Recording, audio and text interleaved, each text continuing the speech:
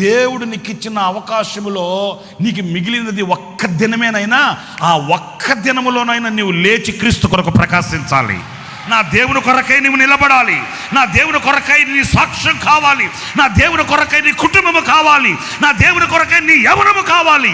నా దేవుని కొరకై నీ యొక్క ఆధ్యాత్మికమైన జీవితం కావాలి. నా దేవునికి ఒక్క దినమే, ఒక్క గడియే, ఒక్క అవకాశమేనైనా నాకివ్వమని కోరుకున్నాడు శాంసన్.